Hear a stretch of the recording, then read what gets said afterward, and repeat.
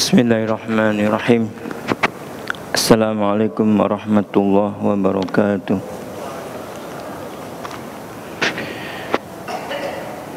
Innal hamdalillah nahmaduhu wa nasta'inuhu wa nastaghfiruh wa natubu ilaihi wa na'udzu billahi minasy syururi anfusina wa min sayyiati a'malina.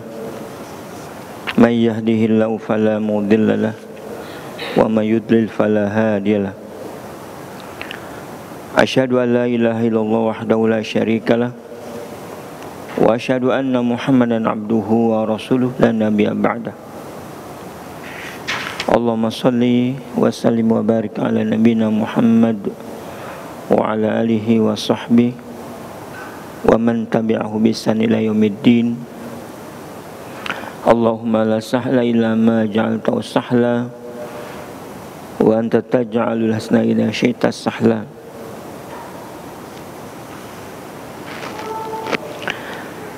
Kita bersyukur kepada Allah Subhanahu wa taala, dengan idzinnya kita masih bisa beribadah sebagai tujuan hidup kita. Ibadah merupakan perintah Allah dan sebagai salah satu alasan diciptakannya manusia dan jin. Maka kita perbaiki setiap saat ibadah kita sampai kita menemukan jalan orang-orang yang bertakwa. Semua ini kita lakukan dengan ikhtiar menempuh mendalami syariat, di antaranya lewat kajian-kajian, lewat membaca, lewat bertanya kepada orang yang lebih tahu. Kita mudah-mudahan menemukan jalan menuju ketakwaan itu. Salawat dan salam semoga tercurah buat Nabi kita Muhammad SAW yang telah diutus oleh Allah untuk menerangkan jalan ibadah itu. Jalan ibadah yang ditunjukkan oleh Rasulullah SAW adalah sebuah kemestian. Tidak ada jalan lain kecuali jalan Nabi SAW. Maka salawat dan salam atas beliau yang telah menyampaikan secara sempurna, selesai, tuntas, dan lengkap. Barang siapa yang mengikutnya pasti berada di jalan petunjuk dan selamat. Barang siapa yang menyimpang dari jalannya, ialah orang-orang yang celaka. Salawat dan salam juga tercurah buat keluarganya, buat para sahabatnya, kemudian para tabi'in. Dan kita sampaikan pula salawat dan salam kepada mereka yang terus tegak melaksanakan Islam dengan petunjuk Nabi SAW sampai hari kiamat. Jemaah yang berbahagia, hari ini giliran membacakan Aqidah Thahawiyah. Sudah sampai ke beriman kepada akhirat, beriman kepada yaumil akhir. Di antaranya adalah beriman kepada mizan. Sebelumnya kita sudah sampai pembahasan dalam masalah mizan. Nah, mizan ini timbangan, ya, timbangan digunakan oleh Allah Subhanahu wa taala sebagai bahasa yang dimengerti oleh manusia, ya. Tetapi hakikatnya mizan itu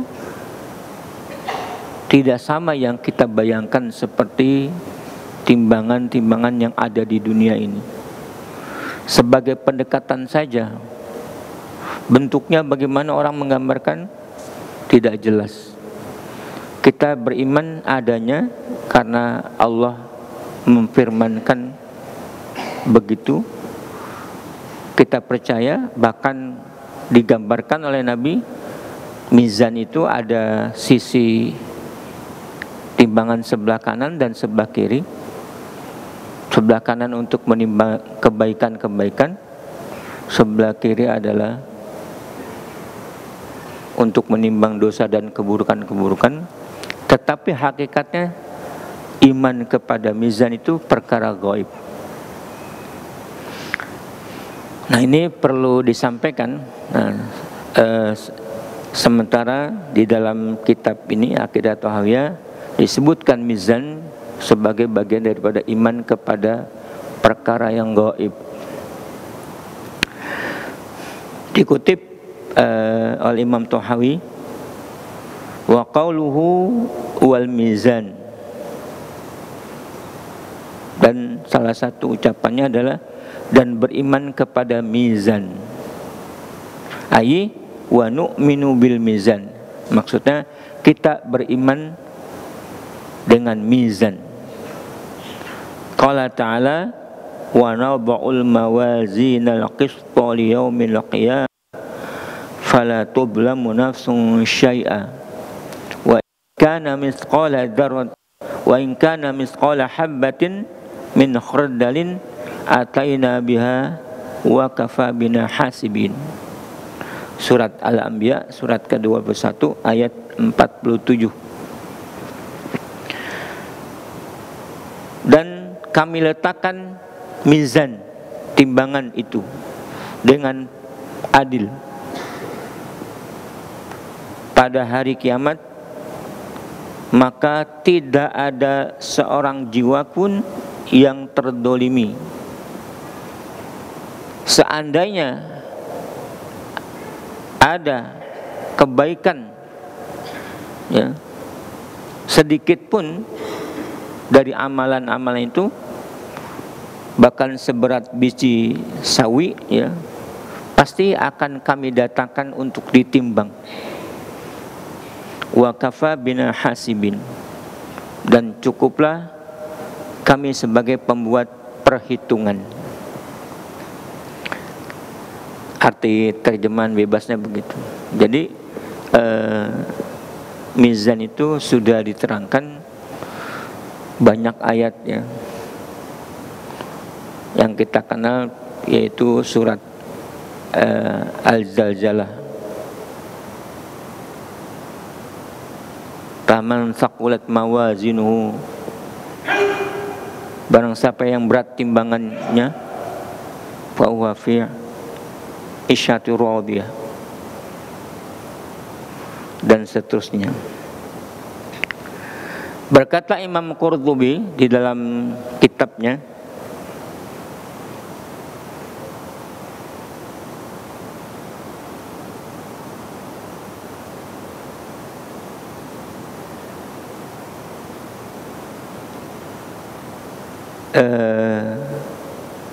beliau berkata, qala al-ulama, berkata para ulama, idzan qadal hisab kana ba'dahu waznul amal li'anna al-wazna lil jaza.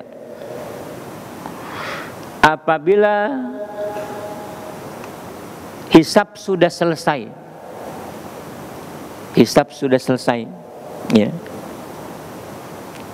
seorang sudah dihisab, misalnya dalam salah satu keterangan, seseorang misalnya mendapatkan 60 kebaikan dan 40 keburukannya di prosentase.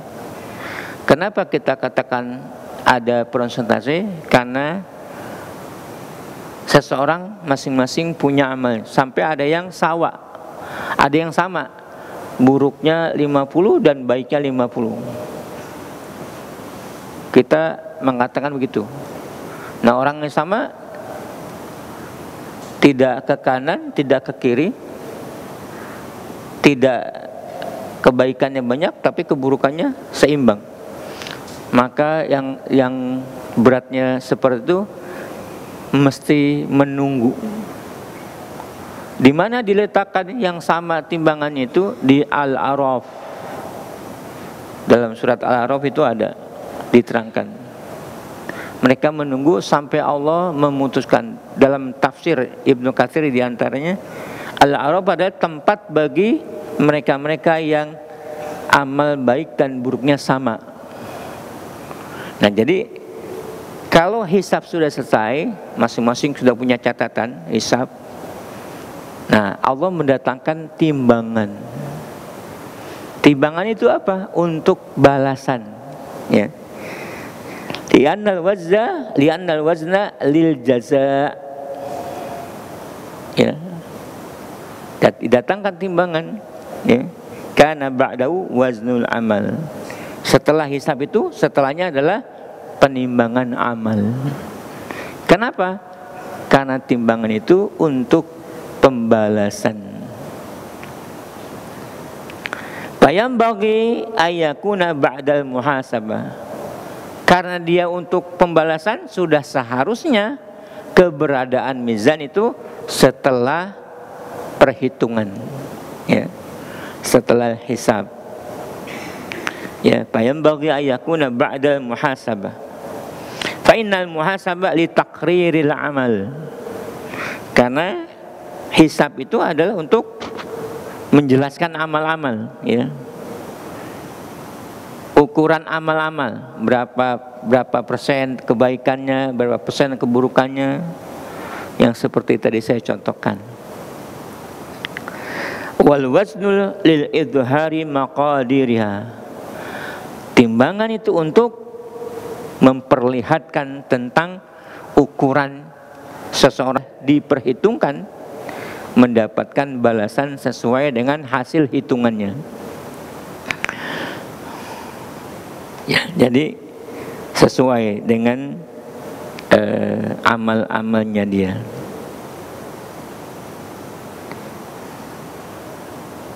Di dalam kitab Tadzkirah Imam Qurtubi mengatakan seperti itu.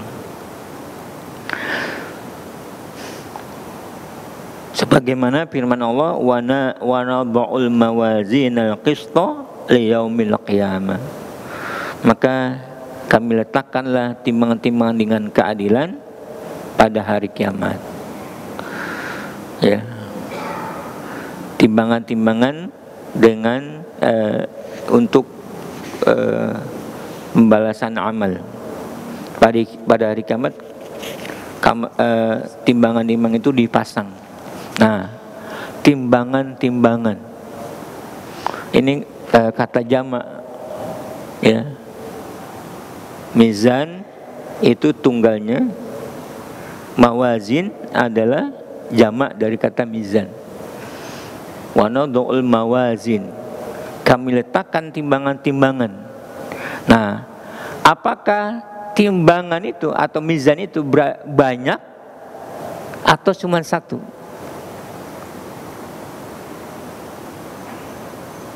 Kalau ada yang bertanya begitu, apa jawaban kita? Wallahu alam.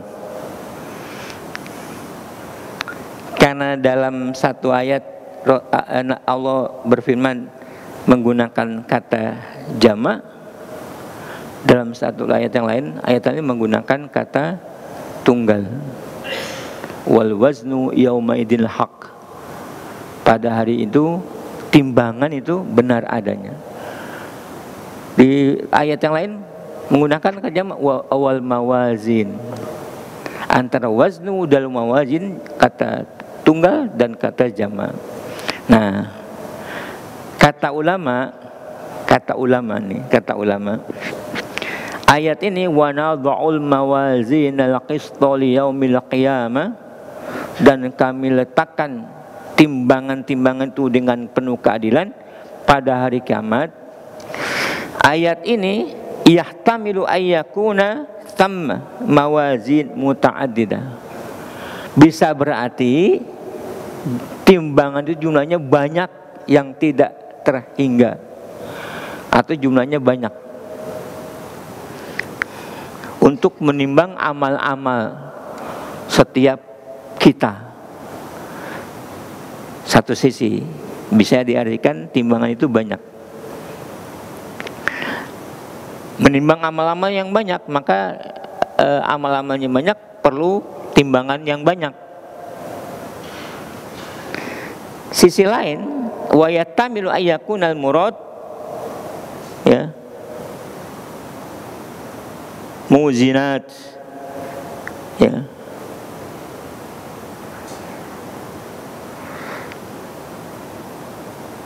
di sisi lain berarti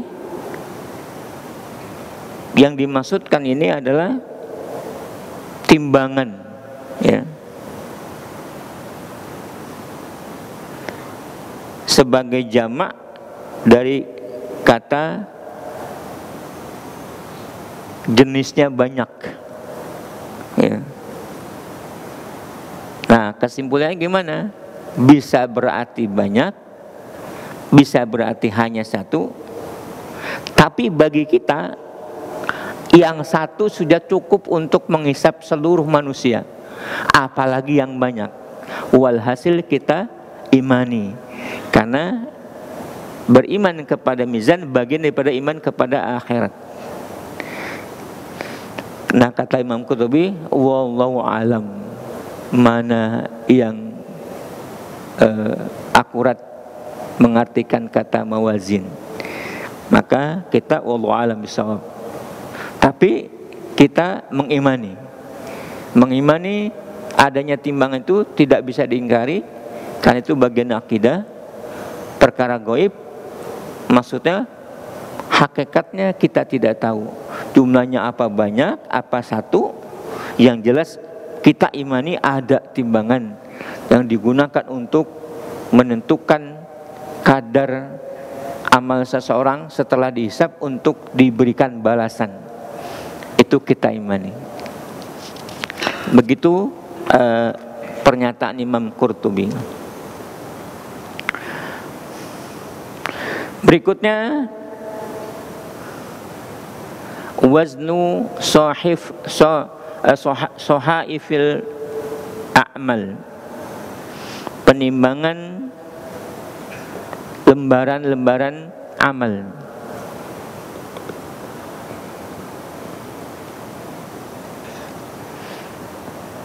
Atau catatan-catatan amal. Walladhi dalat alaihi sunnah anna mizanal a'mal lahu kafitan hasitan musyahidatan. Rawul Imam Ahmad. Ya. Di dalam sunnah riwayat Imam Ahmad bahwa mizan itu merupakan timbangan yang memiliki dua sisi, dua piring, ya. Ini menurut hadis yang riwayat Imam Ahmad. Min hadisi Abi Abdurrahman Al-Jubuli qala sami'tu Abdullah ibn Amru radhiyallahu anhu yaqul qala Rasulullah sallallahu alaihi wasallam innallaha sayukhallasu rajulan min ummati ala ru'usil khalaiq yaumal qiyamah fayanshuru alaihi tis'atun wa tis'ina sijlan kullu sijlin muddal basar thumma yaqulu lahu atangkiru min hadha syai'an antangkiru min hadha syai'an adolama katabati al-hafidhun qala la ya Rabb fayaqul alaka udurun aw hasanatun fayubhatu rajul fayaqul la ya Rabb fayaqulu bala inna laka indana hasanatun wahidah inna laka indana hasanatan wahidah la dhulma alaikal yawm fatukhraju lahu bitaqatun fihima asyhadu an la ilaha illallah wa anna muhammadar rasulullah fayaqul ahdiruhu fayaqul ya Rabb ma hadhil bitaqa ma hadhis sijilat, fayaqulu innaka la tudlam. Qala fatawba'u al-sijilat fi kafihi wal bitaqa fi kafatin. Qala fasashat as-sijilat wa sukat al-bitaqa wala yusqalu syai'in bismillahirrahmanirrahim. Artinya ya, hadis dari riwayat Imam Ahmad dari Abu Abdurrahman Al-Jubuli, dia berkata, aku pernah mendengar Abdullah bin Amru radhiyallahu anhu yaqul,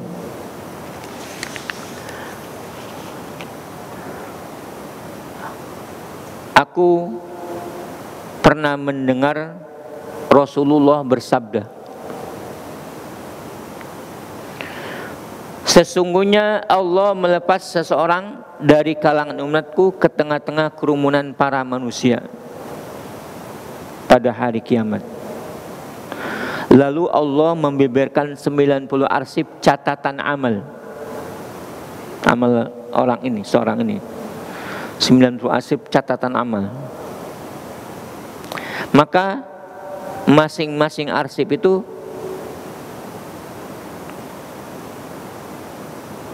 jauhnya sepanjang mata memandang. Arsip berjumlah 99 itu, kemudian Allah bertanya kepada hamba itu,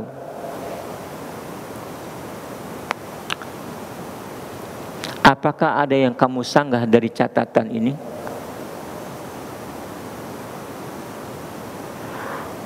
Allah masih memberi kesempatan kepada hamba. Allah bertanya, apakah ada catatan ini?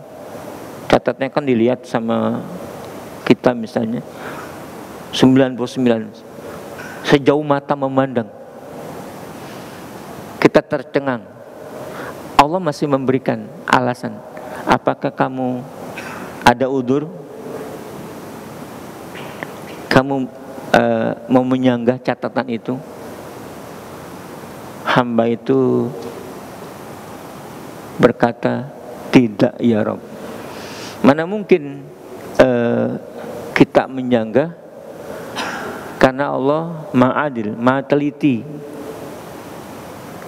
Ya. Allah bertanya lagi, apakah kamu merasa dizalimi oleh malaikat-malaikatku yang mencatat? Ya. Kalau tadi sanggahan tidak bisa menyanggah, sekarang kalau perbuatan seorang hamba kan dicatat oleh malaikat. Apakah ada yang dizalimi oleh malaikat pencatat? Dia lagi-lagi berkata, tidak Rabbku.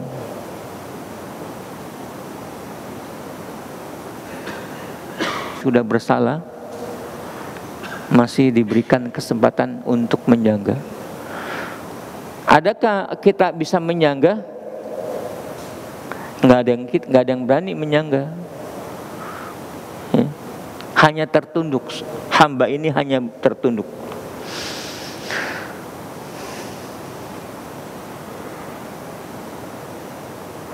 Terus apakah kamu punya alasan? Nah, masih ditanya, apakah kamu punya, kenapa berbuat begini? Apakah masih punya alasan?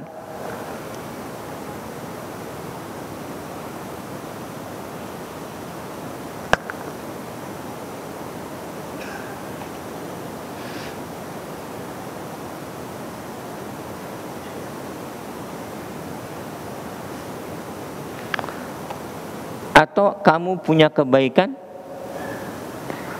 Hamba itu tertunduk dan berdiam, kemudian berkata, tidak wahai Rabbku. Kemudian Allah berfirman, memang begitulah yang ada. Masih udzur sudah ditanya, apakah malaikat mencatat mendolimi kamu? Kita ditanya lagi, apakah kamu punya alasan?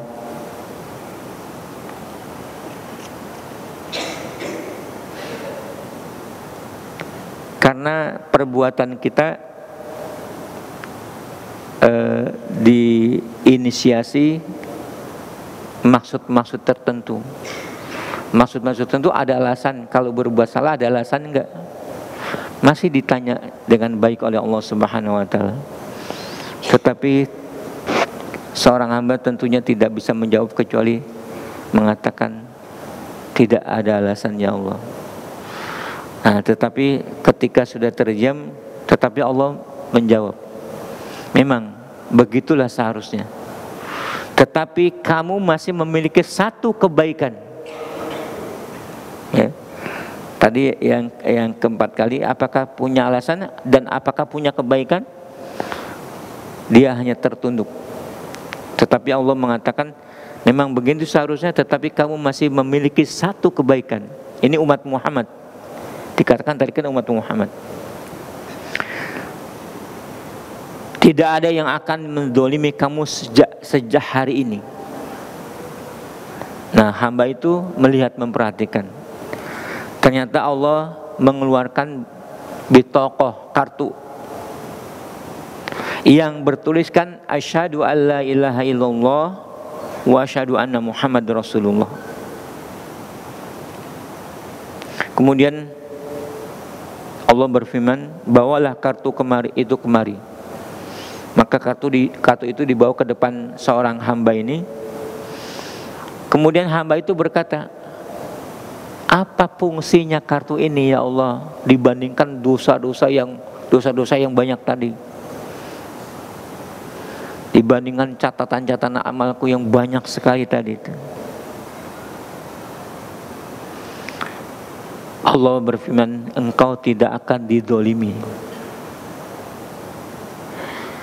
Maka buku catatan tadi, sijil, ya, catatan-catatan amal, arsip amal yang 99 sejauh mata memandang, diletakkan di timbangan sebelah kiri,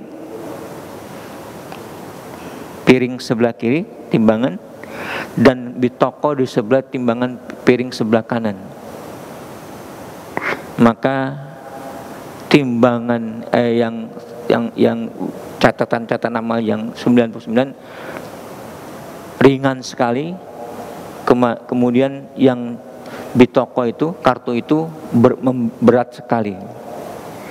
Maka perantaran kalimat asyhadu alla ilaha illallah wa asyhadu anna Muhammad Rasulullah itu lebih berat daripada amal-amal yang buruk yang lainnya. Selanjutnya Allah mengatakan, Nabi mengatakan, maka catatan-catatan itu pun berterbangan dan kartu itu pun lebih berat. Tiada sesuatu pun dari amal itu yang lebih berat timbangannya dibandingkan nama Allah yang Maha Rahman dan Maha Rahim. Jadi memang begitulah adanya umat Muhammad SAW. Kalau dengan ucapan itu mereka tidak berkeyakinan sampai membatalkan syahadat, ada materi nawaqidu syahadatain, ya, materi nawaqidu syahadat yang membatalkan syahadat. Maka kalau syahadatain itu tidak batal, jadi kartu itu masih utuh, lebih berat daripada amal-amal yang lain, sekalipun dosa-dosa itu daripada kartu ini. Kartu ini memberatkan. Tetapi kalau syahadatain itu sudah batal, nah jadi persoalan. Maka umat Muhammad sejatinya akan selamat karena ucapan la ilaha illallah Muhammad Rasulullah. Buktinya hadis ini. Seseorang yang catatannya banyak sekali keburukannya diletakkan di sebelah kiri piring timbangan, terus kartu la ilaha illallah di sebelah kanan, maka lebih berat timbangan untuk memberatkan kartu itu. Nah, dengan hadis ini kita mengatakan, ya, hadis ini sahih, disahihkan oleh Imam Dahabi Imam Tirmidzi, ya, dan juga disahihkan oleh Ibnu Majah dan yang lainnya, merupakan hadis keistimewaan terhadap ucapan kalimat la ilaha illallah Muhammad Rasulullah dan keberuntungan orang yang sudah mengucapkan kalimat la ilaha illallah Muhammad Rasulullah.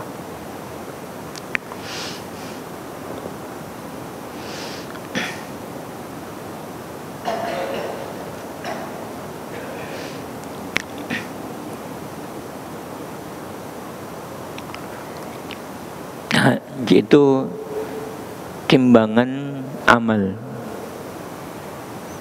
ya. Nah, yang ditimbang itu apa? Yang ditimbang ada dua. Pelakunya bisa ditimbang dan amal itu bisa ditimbang, ya. Pelakunya juga bisa ditimbang. Misalnya pelakunya, misalnya orang kurus, kalau kurusnya karena bekerja di jalan Allah sehingga mengakibatkan dia kurus, daripada orang yang gemuk tapi badannya tidak digunakan untuk kerja di jalan Allah, maka tadi yang kurus lebih berat daripada orang yang gemuk karena tidak digunakan di jalan Allah. Badannya ditimbang, kita ditimbang, amal kita juga ditimbang. Bagaimana bentuk timbangannya? Allah yang sangat mampu mendatangkan apa-apa yang mustahil, ya. Merubah dari materi menjadi karakter. Amal itu kan karakter, yang materi kan benda ini bisa ditimbang. Kalau sifat gak bisa ditimbang, kata orang. Tapi Allah bisa menjadikan sebuah amal yang tadinya karakter menjadi materi. Sebagai kematian, sebagaimana kematian itu adalah karakter, bukan kata benda. Tapi pada hari kiamat Allah mendatangkan sebuah kematian. Maka kita percaya mengimani karena hadis begitu menerangkan kepada kita. Penimbangan pelaku amal. Nah, ini orangnya ditimbang. Imam Bukhari meriwayatkan dari Abu Hurairah dari Nabi SAW, beliau bersabda, sesungguhnya akan datang pada hari kiamat nanti seorang laki-laki yang tinggi besar, namun di sisi Allah tidak lebih berat dari sayap nyamuk, ya.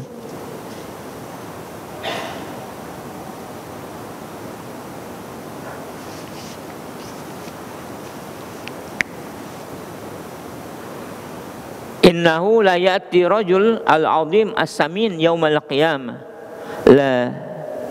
la yajna 'inda Allahi janaha ba'udah.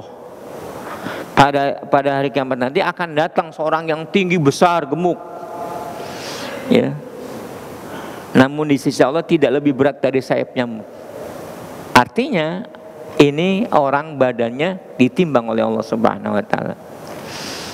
Nah, diteruskan dalam hadis itu, kalau kamu mau meyakininya, coba baca firman Allah, fala nuqimu lahum yaumal qiyamati wazna. Kami tidak mengadakan suatu penilaian bagi amalan mereka pada hari kiamat. Surat Al-Kahfi 105. Adzan dulu. Ya, kita lanjutkan sedikit. Jadi pelaku perbuatan ditimbang, termasuk badannya, termasuk amal-amalnya, ya. Karena hadis Rasulullah mengatakan demikian, sesungguhnya akan datang pada hari kiamat nanti seorang lelaki yang tinggi besar gemuk, namun di sisi Allah tak lebih berat dari sayap nyamuk. Nah, perbandingannya menunjukkan beratnya ditimbang. Rasulullah bahkan menyuruh kita kalau ingin mengetahui, bacalah firman Allah, fala nuqimu lahum yaumal qiyamati wasna.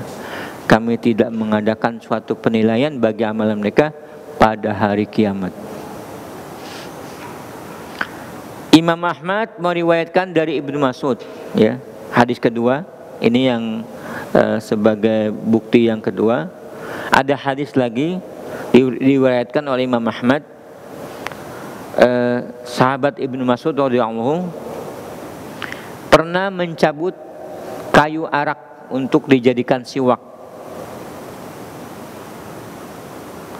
Dan kedua belah betis beliau memang kurus lah. Nah, ketika sedang mencabut itu, angin bertiup sehingga betisnya tersingkap. Dan sahabat-sahabat yang melihat itu pada mentertawakan. Maksudnya betapa kecilnya betis Ibnu Mas'ud. Maka Rasulullah menegur, mimma tadhakun, untuk alasan apa kalian tertawa? Kata Nabi, kata sahabat, itu min diqati saqaihi, karena kedua betisnya sangat kecil ya Rasulullah. Maka Nabi bersabda, walladzi nafsi biyadihi lahuma athqalu fil mizan min Uhud.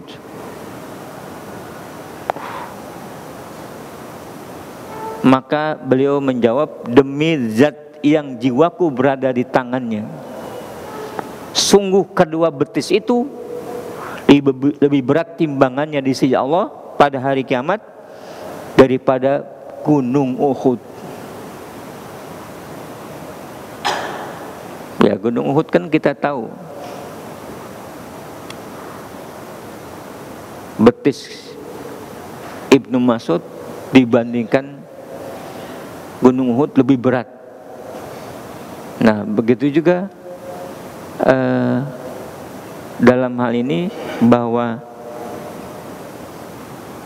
tadi yang gemuk tidak bernilai apa-apa dibandingkan seekor nyamuk pada yaumil qiyamah. Sementara Ibnu Mas'ud mempunyai betis kurus, kecil, tapi begitu berat di timbangan pada hari kiamat. Menandakan bahwa tubuh ini juga ditimbang bersama amal-amal kita.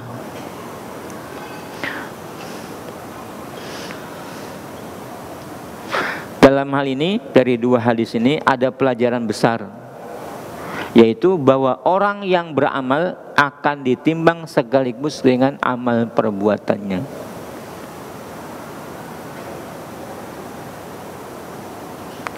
Ya, orang yang beramal akan ditimbang sekaligus dengan amal perbuatannya.